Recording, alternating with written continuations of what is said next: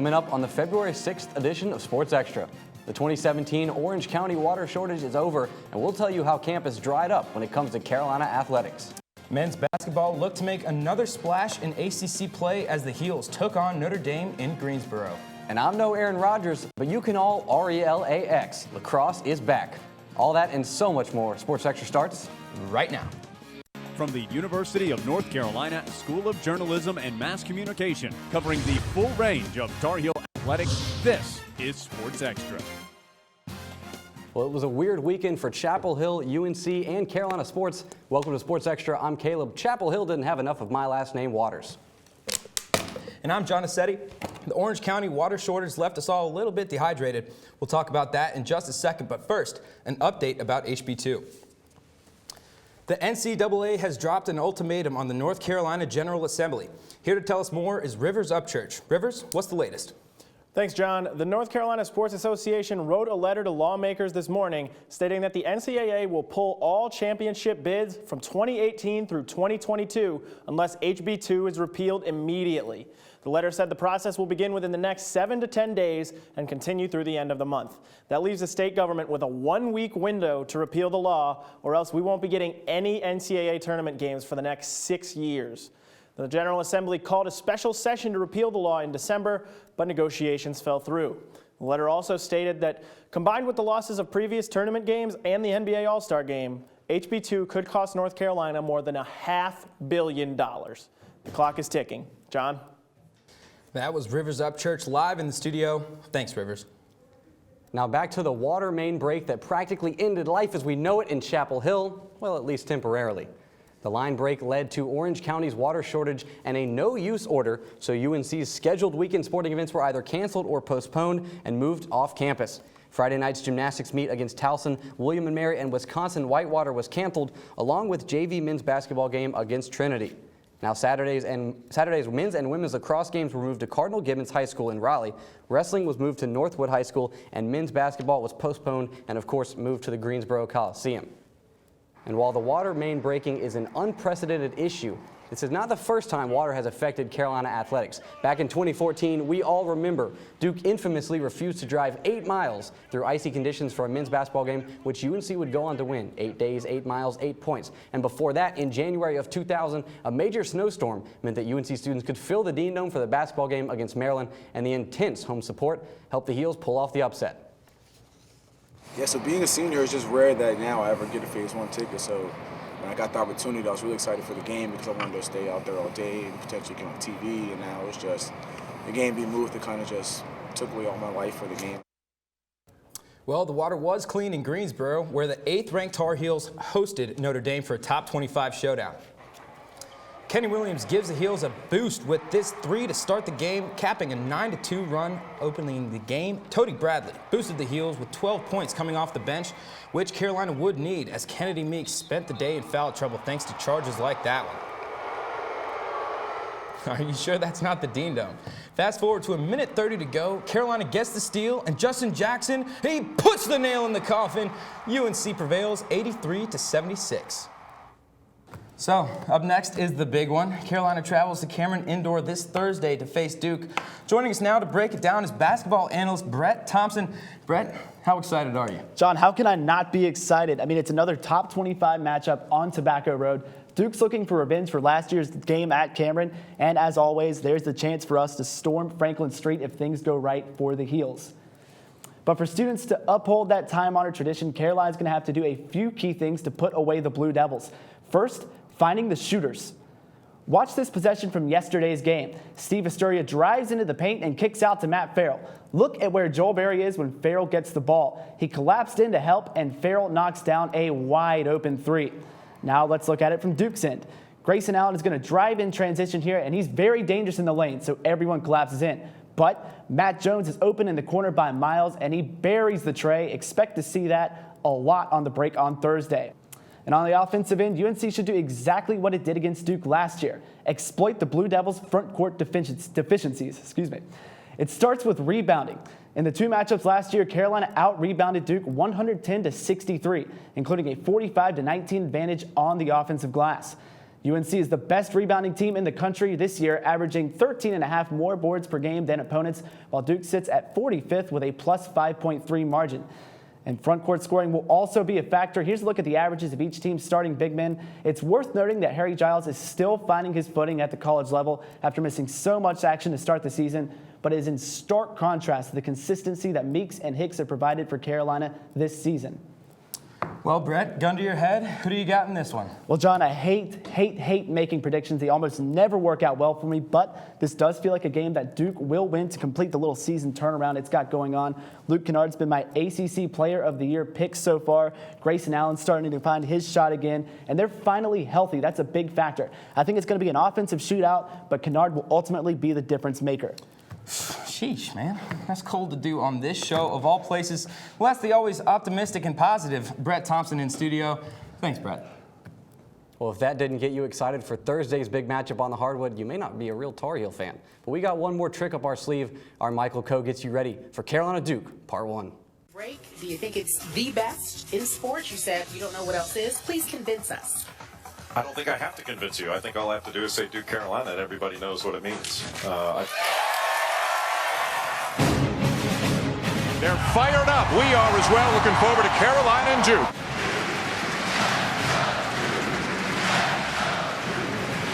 They're out of time. They're going to play it. Inside 10 seconds. Barry. Partially blocked. Duke ball. Is going to win the game. What an amazing win by Duke. Foul shot. Will he make a bigger impact? Unbelievable.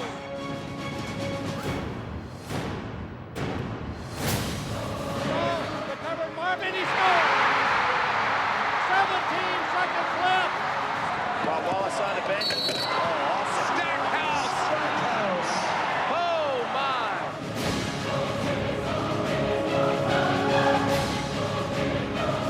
Jordan, look at that. Leitner puts it up. Yes!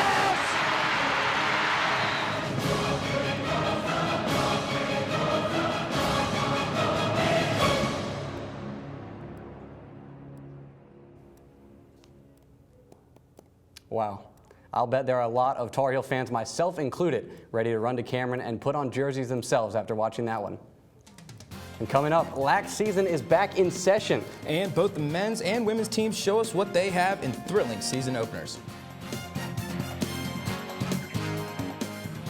We have a big problem, and we need your help. It's happening on college campuses, at bars, at parties, even in high schools. It's happening to our sisters and our daughters, our wives and our friends. It's called sexual assault, and it has to stop. We have to stop it. So listen up. If she doesn't consent, or if she can't consent, it's rape, it's assault. It's a crime. It's wrong. If I saw it happening and I was taught you have to do something about it. If I saw it happening, I speak up. If I saw it happening, I'd never blame her. I'd help her. Because I don't want to be a part of the problem. I want to be a part of the solution. We need all of you to be part of the solution. This is about respect. It's about responsibility. It's up to all of us to put an end to sexual assault. And that starts with you. Because one is too many. I'm Anne. I'm a scientist. Recycling takes a team. Why don't you let me and me help you out? Everyone plays a part. Don't trash I love taking stuff apart and building new things out of it. what could be treasure. Pal's my most advanced android. This is awesome. You haven't seen anything yet. Give your cardboard box another life. Recycle. Well, Thomas, you've got pre-diabetes. But with more exercise and a change in diet, it can be reversed. I've tried exercising. It just makes me hungry for bacon. I love bacon, too. And who really likes to exercise? Not me. Me neither. Nobody. So we're good? What? Oh, you still have pre-diabetes. Big time.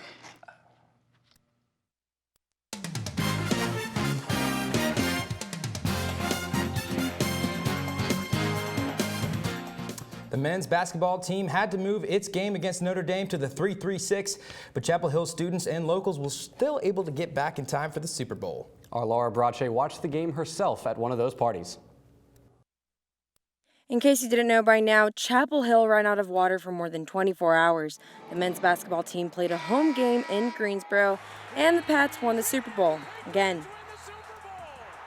Still, this weekend's water apocalypse didn't stop most NFL fans from watching Super Bowl 51 back on the Hill.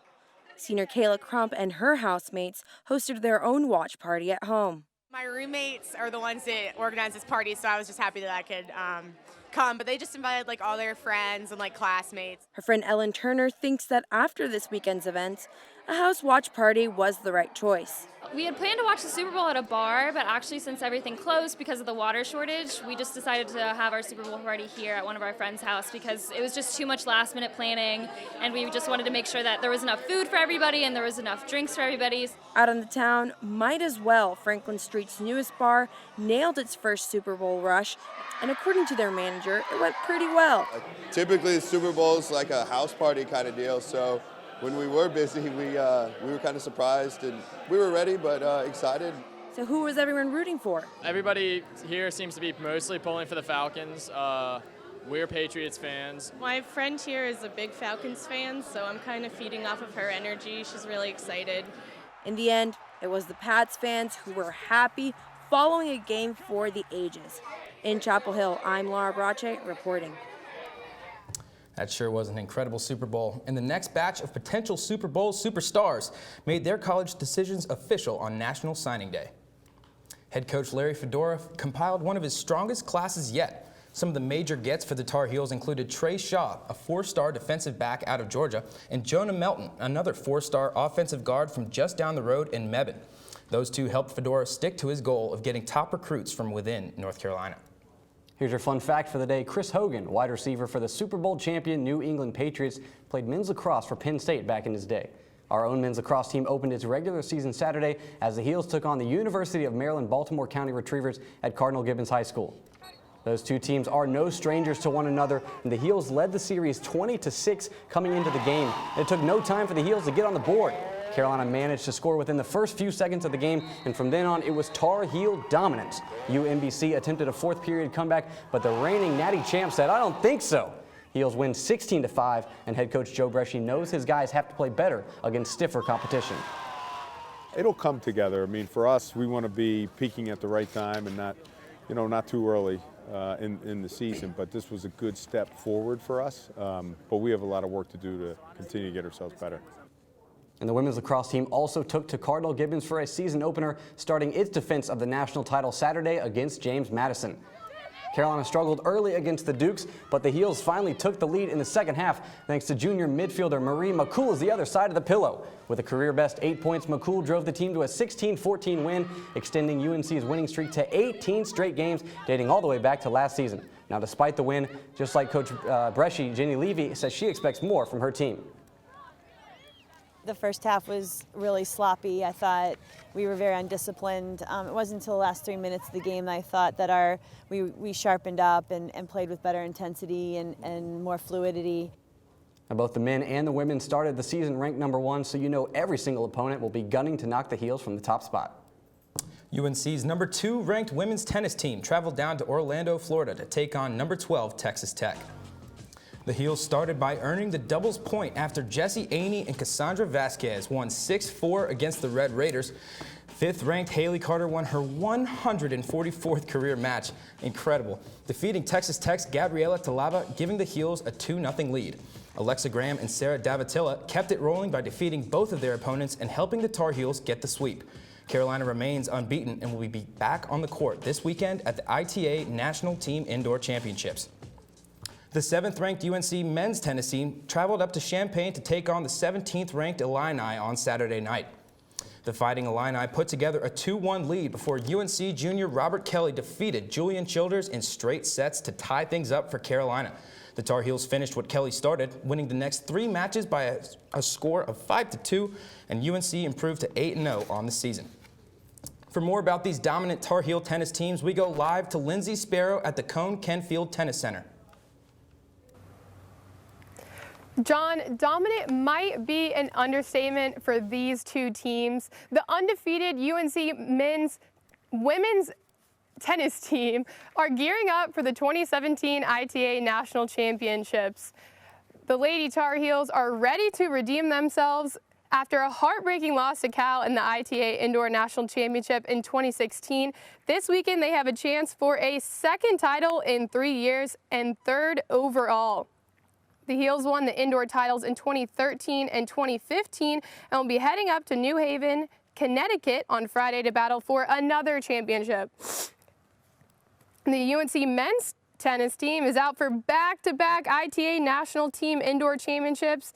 The men brought home their first indoor title in program history back in February of 2016 after defeating the #1 team in the country, the University of Virginia. And the men will be hosting Ole Miss right here in Chapel Hill on Saturday before heading back up to Charlottesville for another chance to bring home a little more hardware. So, Lindsay, what do you think the men's chances are of pulling off the repeat championship? Well, based off their performance against Illinois, who was their first top 25 ranked opponent and their first road match, it looks like they're going to be in pretty good shape. But more specifically, their doubles skills might carry them through the tournament. So far this season, the Tar Heels are undefeated and they have won all of their doubles points. So hopefully they'll carry that talent through the tournament. That was Lindsay Sparrow with another ace of a live report. Thank you, Lindsay. Now, players on the men's tennis team have their serve down, serving the community, that is. Alexis Bell has that story. When I was in school, places I would go play bingo or cards with kind of assisted living, the people living there, and we noticed that there was tennis balls on the bottom of their walkers. Chad Hoskins is talking about the retirement community in his hometown. He saw a way to use old tennis balls for a new purpose. With the constant beating a tennis ball takes, the lifespan is a couple of weeks or one match. Brand new ball, it's anything comes out brand new, fuzzy. Just after hitting with it for a long period of time, it loses some of the air in it. Hoskins says the team's old tennis balls eventually fill a garbage bag to be thrown away, but he prefers to donate them, a kind of serving he's been doing since the 2nd grade. I remember when I was little, the old tennis balls my family used to use, we used to give them to the assisted living places around my community. At the 2016 Rammy Awards, the men's tennis team won the ACC Top 6 for Service Award. So it's no surprise the guys take community service seriously. You know, we're so fortunate and lucky to be part of this wonderful program that it's good to give back. Hoskins says community service is one of the biggest things he'll remember about being a student athlete at Carolina. In Chapel Hill, I'm Alexis Bell reporting. And it doesn't stop there. The team also spends time volunteering at the Ronald McDonald House, and several of the guys are pen pals with young fans. If you wanted to get some water this weekend, you had to leave the county. That's exactly what Carolina's swim and dive teams did. More when Sports Extra returns. Welcome to Understood.org, a free online resource for parents of kids with learning and attention issues, with personalized recommendations, tools, and daily access to experts to help your child thrive. Understood.org, because understanding is everything. Morning, Gary. We are GetSchooled.com. You want a college education, don't you? Gary, financial aid forms. Biology homework, G. Picking a college, man. You and us go together like tacos and Tuesday. And I love tacos. I adopted Bento in 2010 from a shelter. As it turns out, we have very similar personalities. And this cat makes me make art because he's always motivating me to take pictures of him, to draw pictures of him. He just is motivating artistically. It's just that simple. Well, he's my best friend, but a lot of people know him as Keyboard Cat.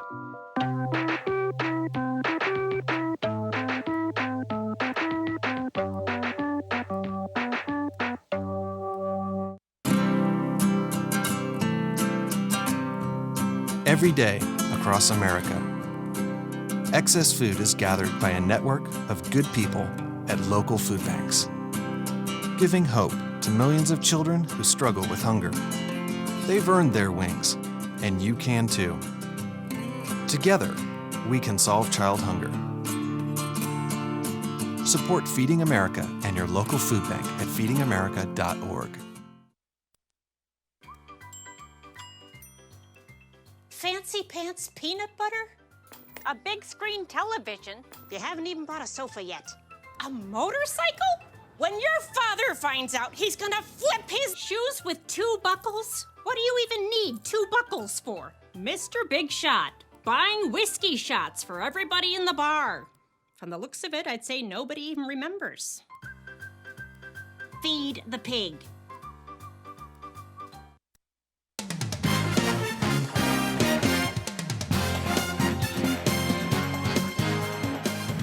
Well, Chapel Hill might have been without water this weekend, but there was plenty of it in the pool in Durham. The Heels faced the Blue Devils and 9 other teams this weekend in the Janice Haped Out Invitational. Now let's streamline these highlights to the last day. On Sunday, many swimmers competing for the last time this season. 3 Tar Heels raced in the 200 fly finals with junior Madison Boswell taking second. And in the 100-yard freestyle, senior Katie McKay took another second-place finish. You see her there for the Heels in front of fans who made the 8-mile trek to Durham to watch the finalists compete. It was senior night for the wrestling team as Carolina took on Virginia, on Saturday. They lost a close one on Saturday to Virginia. UNC got off to a good start, winning 4 of the first 5 matches. Virginia answered at the lightweight end of the lineup, though shockingly, Carolina's 5th-ranked Joey Ward got pinned at 141, which put the Cavaliers back on top. Virginia went on to take the dual win 22-15. UNC will visit Duke on Wednesday at 7 p.m. And the Patriots weren't the only team that pulled out a come-from-behind win last Sunday. The Clemson Tigers trailed the Lady Tar Heels by as many as 15 points with the help of some Jamie Cherry beyond-the-arc buckets. The Heels headed into the second half with a solid 11-point lead. But don't look now. In the third quarter, here come the Tigers attacking the paint and going on a 14-7 run, closing UNC's lead down to a measly 4 points. This three-pointer here from Olivia Smith, splash, kept the Heels ahead going into the fourth quarter, but with 4:20 left in the game, Clemson takes their first lead of the game, and they never looked back, beating the Heels 78-67. Believe it or not, this was Clemson's first home win against the Tar Heels in 17 years. Carolina's track and field teams avoided the water shortage this weekend as they were spread out across the East Coast. The women took the spotlight at the Campbell City Invitational in Winston-Salem with Nicole Green's win in the women's high jump at a height of 5 feet and 11 1/4 inches, more than an inch better than last year's ACC champion. McKinley McNeil also took first place in the women's 400-meter dash. And then the men stole the show at Virginia Tech for the Doc Hale Invitational, where Bailey Frederick set a personal best in the pole vault with a height of 15 feet and 9 inches. RJ Alawanle had a good night on the track, finishing second in the 400 meters with a time of 47.9 seconds, good for the 7th best time in the ACC this year. Finally, it's donut time. On Saturday, UNC Hospitals and Krispy Kreme celebrated their Baker's Dozen anniversary on the campus of NC State for the 13th annual Krispy Kreme Challenge. Contestants started off at the NC State Bell Tower and ran 2.5 miles in downtown Raleigh to the halfway point, where a dozen donuts awaited each runner. Challengers finished their boxes before continuing on the race, whereas more casual runners were allowed to eat to their heart's desire before starting their back half of the race. During the first 12 years of this charity event, NC State raised more than $1.2 million. That's $1.2 million. With every single penny being donated to UNC Children's Hospitals. More than 7,000 people traveled to Raleigh this weekend to take on this behemoth of a challenge, and their keys to success, oh, do they vary. Gonna do it like I always do, pack down 2 at a time, should be done in about 5 minutes. Squish them down into patties of 3 and just throw them down. Eat them as fast as possible and use these blue gloves to keep the glaze off. And even though the event took place in Wolfpack territory, many current and former Tar Heels still showed up to rep their Carolina blue. My name's Ashley, and I'm a Tar Heel. I'm Jeremy, and I'm a Tar Heel. I'm Zora, and I'm a Tar Heel. I'm Lynn Owens, and I'm a Tar Heel, baby. We are the Warren family, and we are Tar Heels. Our reporter broke the golden rule. Anytime you do a story about food, you got to bring some back here to the newsroom. And UNC's basketball players don't get to eat donuts very much, but they do get plenty of exercise running the Dean Dome hardwood. When Sports Extra returns, we show you why they have to dabble in some extra sports.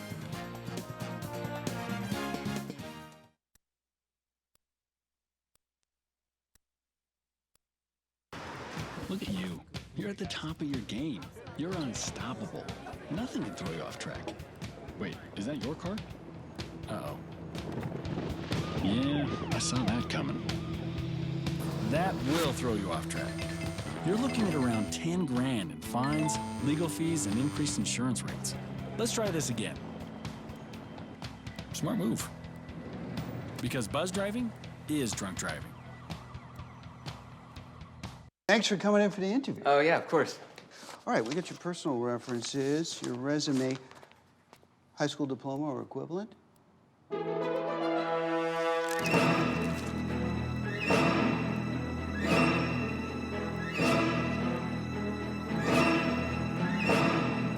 Skip the drama. Get your diploma. Yes, it's right there. Great. Take that first step towards a better future. Find free adult education classes at finishyourdiploma.org.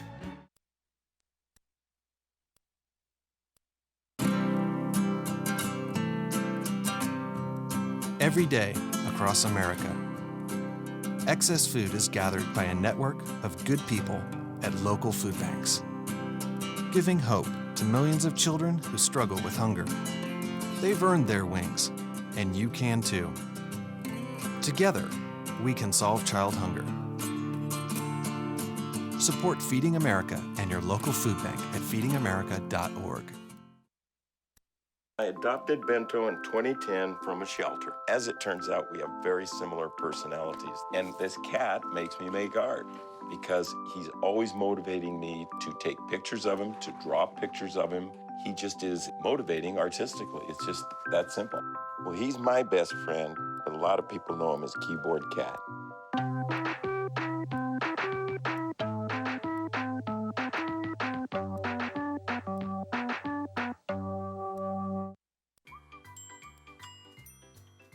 Fancy pants peanut butter? A big screen television? You haven't even bought a sofa yet. A motorcycle? When your father finds out, he's gonna flip his shoes with 2 buckles? What do you even need 2 buckles for? Mr. Big Shot, buying whiskey shots for everybody in the bar. From the looks of it, I'd say nobody even remembers. Feed the pig.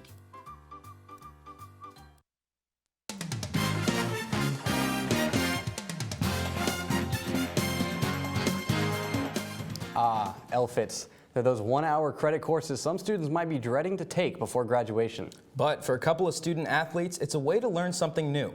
Our Jenny Chu sat down with 2 men's basketball players to learn about their experiences in fitness class. When these guys aren't showing off their skills on the court, they're learning new ones. I'm not a prolific swimmer, so I figured it's a good idea. Nate Britt is one of many student athletes checking off his 1 credit hour LFIT. For some athletes, it's a way to get involved in a sport they're not used to playing. Hey, I touched the ball, it's going in, baby! Here on Hooker Fields, athletes like Luke May spend twice a week learning something other than basketball. And he says that when he's out here on the field, it's a chance for him to separate himself and the everyday grind on the court. When you do this every single day, and then you have the opportunity to play different sports like soccer and ultimate frisbee and football, it just gets you even farther away from something that you do every day. I love basketball and that's my passion, but when I'm out there playing those other sports, I feel like I'm just a regular student, and that's the biggest thing for me. And just because they might be big names on campus, don't think if you take a class with them, they won't know yours. They're really nice too. I thought they would have like a little bit of an ego, but they're all like really cool. They know everyone's name. For these student athletes, LFIT isn't just another way to learn something new, but it also gives them a chance to make new friends. In Chapel Hill, Jenny Chu, reporting. So Caleb, did you take your LFIT yet? I did. I knocked it out first semester of freshman year, and as you can tell, working out for 50 minutes twice a week just absolutely bulks you up. What about you, John? Did you take yours yet? I did. I took outdoor sports my freshman year. I was pretty terrible at all of them, if I'm being honest, but it was a lot of fun. Played some football, some ultimate frisbee, some soccer. Did a lot of different things, and yeah, I enjoyed it. Nice. Very good. Well, that's going to do it for us here for this edition of Sports Extra. Thanks for watching. Good night.